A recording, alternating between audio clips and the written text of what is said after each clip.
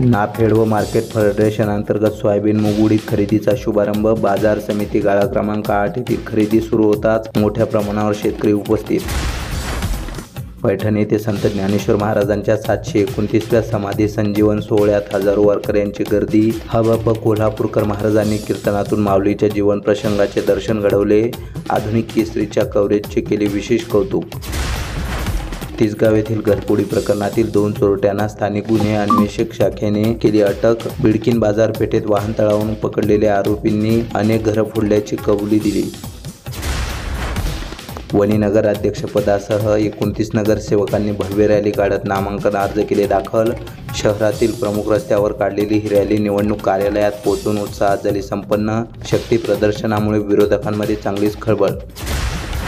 बदलापूर नगर परिषद निवडणुकीत हेमांगी तेजस मस्कर यांनी हजारो समर्थकांसह उमेदवारी अर्ज दाखल केला. खासदार कपिल पाटील, आमदार किसन कथोरे यांची उपस्थिती. नांदेड मुंबई आणि नांदेड गोवा विमानसेवा 15 नोव्हेंबरपासून सुरू होणार असल्याचे आश्वासन अजूनही नाही झाले पूर्ण. थंडीमुळे तांत्रिक अडचणी असल्याचे सांगत विमानसेवा रखडली. नांदेडचे पोलीस अधीक्षक अविनाश कुमार यांनी 2025 मध्ये MPDA अंतर्गत 172 गुन्हेगारांना जिल्ह्याबाहेर केले स्थानाबद्ध. कारवाईमुळे जिल्ह्यातील गंभीर गुन्ह्यांवर मोठ्या प्रमाणात नियंत्रण. पोलिसांच्या या कृतीचे सर्वत्र कौतुक.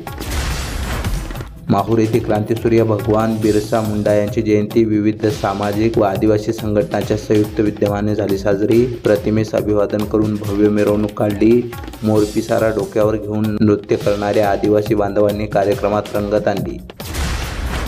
खुलताबाद तालुक्यात घरकुल योजनेचे हप्ते 2 महिन्यापासून न मिळाल्यानं लाभार्थी आर्थिक अडचणीत. मजूर व दुकानदारांना देयक न मिळाल्याने कामे ठप्प. चौकशीत बजेट उपलब्ध नसल्याची माहिती आली समोर. पाचोरा नगरपालिकेत सुनीता किशोर पाटील आणि 8 नगरसेवकांनी उत्साहात उमेदवारी अर्ज केले दाखल. मोठ्या संख्येने महिला आणि कार्यकर्त्यांची उपस्थिती. शिवसेना शिंदे गटाच्या वतीने अर्ज दाखल करण्यात आला.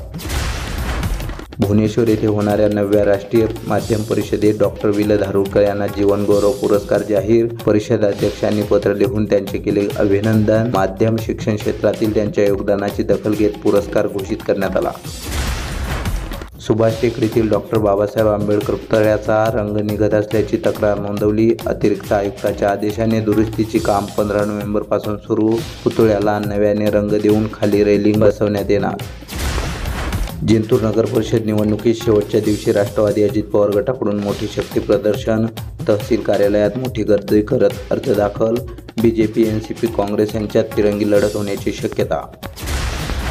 ग्रामीण भागातील जलजीवन योजनेत निकृष्ट दर्जाचे काम, अपूर्ण पाईपलाईन आणि तांत्रिक त्रुटीच्या तक्रारी वाढल्या. अधिकारी योजना ताब्यात घ्या असा दबाव टाकत असल्याचा ग्रामस्थांनी केला आरोप. जानेफळ विविध कार्यकारी सेवा सोसायटीच्या निवडणुकीत जनसेवा पॅनलचे 16 पैकी 9 जागांवर विजय मिळवला. शेतकरी विकास पॅनलला फक्त 4 जागांवर समाधान. पेनूरच्या जिल्हा परिषद शाळेत बालदिनानिमित्त बालकवी संमेलनाचे आयोजन. बालकवी व कवयित्रींनी स्वरचित कवितांमधून पंडित नेहरूंना केले अभिवादन. कार्यक्रमाचे अध्यक्षस्थान चाचा नेहरूच्या वेशात इयत्ता पहिलीच्या विद्यार्थिनीने भूषवले. मालेवाडी झडपी शाळेला कैलासवासी आम्ही त्यांच्या स्मृती दिनानिमित्त 32 इंचाचे 2 TV संच भेट. सरपंच आणि ग्रामस्थांकडून उपक्रमाचे कौतुक. शाळेच्या शिक्षण सुविधेत वाढ होणार असल्याचे शिक्षकांनी सांगितले. ब्रह्मपुरी नगर परिषदेच्या सार्वत्रिक निवडणुकीत काँग्रेसकडून 23 नामांकन अर्ज दाखल. विजय वडेट्टीवार यांच्या उपस्थितीत शक्ती प्रदर्शन करण्यात आले. काँग्रेस पुन्हा सत्ता मिळवण्याच्या तयारीत असल्याचे चित्र. महामहिम राज्यपाल हरिभाऊ बागडे यांच्या शुभ हस्ते वसंत खडसे यांना गौरव पुरस्कार. उद्योगपती राणा सूर्यवंशी, व्हॉइस ऑफ मीडियाचे संस्थापक संदीप काळे आणि प्रदेशाध्यक्ष अनिल मस्के यांच्या प्रमुख उपस्थितीत सोहळा पार पडला.